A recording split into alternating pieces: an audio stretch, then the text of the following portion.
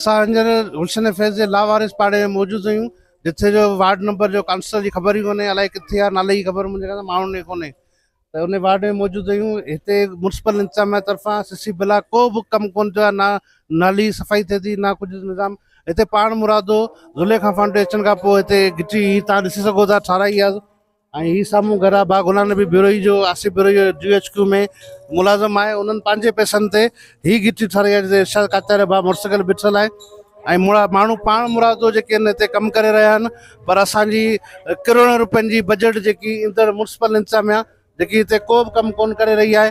हीअ सॼी अॻियां तव्हांखे ॾेखारियो, सॼी गंदगी लॻी पई आहे, सॼी गंदगी आहे। थोरी बरसाति पए थी अंबार ते वञनि, अचो त पंहिंजे जॻह पुछां हुनजो छा चवणो आहे।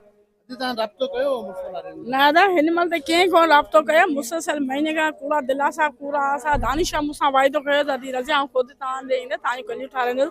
पर हिन महिल त तव्हां ॾिसो, असां पंहिंजे घरां पैसा पहिरीं मूं पैसनि सां भराई कई, हींअर बि असां पंहिंजे पैसनि सां पिया कयूं। हिन महिल ताईं इंतजामिया गवर्नमेंट जा दानिशा टंडमुन खां इंतजामिया को बि नोटिस कोन थी अचे। यतीम खानो आहे, ॿारनि हिते गंदगी जो माहौल आहे, न सीसी ब्लॉक लॻाए ॾिना अथनि, न ई गली ठाराए ॾिनी अथनि।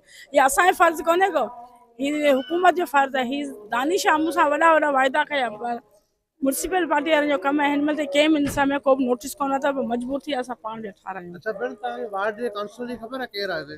न त इहा ख़बर कोन्हे का हिते केरु आहे। हीअ मुंहिंजे ख़बर लावारसनि जो आहे, सुमरा महल आहे। हिते त को धणी साईं हूंदो ई कोन्हे, बल्कि पूरो टंडो मोहम्मद खान लावारिस आहे। हुते त कुझु सोशल वर्कर जंहिंजो थिए थो, पर हीअ असांजी गली जेका आहे न, पहिरीं लावारिस हुई। ऐं हींअर मूंखे 2 महीना 2.5 महीना थिया शिफ्ट थिया आहियूं, जेसीं हिन जी वारसी कयूं।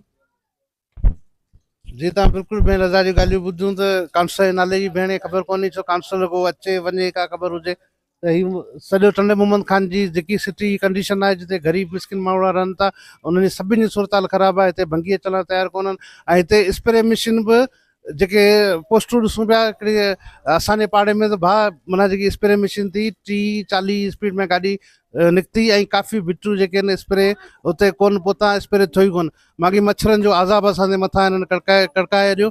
ऐं मच्छर असांखे माॻी हू घटि आहे, पर हिन जे स्प्रे 30 स्पीड स्प्रे खां पोइ असांखे मच्छर अज़ाब करे ॾियो। असांखे सुम्हण ई नथा ॾियनि, ऐं बीमारियूं जेके आहिनि फैलिजनि पियूं। त ख़ुदा चऊं था त सीसी ब्लॉक पाड़े में ठाहे न वञनि, ऐं भंगी मुकर कया वञनि, सफ़ाई सुथरी अमल कयो वञे। पूरे डिस्ट्रिक्ट टंडोमोहन खान में 19 काउंसलर 300 खां मथे जेके मुलाज़िम रखियल आहिनि, उन्हनि खे ॿ जेकॾहिं भंगी तव्हां ॾिना, तॾहिं मां समय टंडोमोहन खान साफ़ सुथरो ऐं बहितर ॾिसण में ईंदो। ऐं जेके बि जिन इलाइक़नि में सीसी ब्लॉक लॻाइजनि, जंहिं निज़ाम बहितर कयो वञे।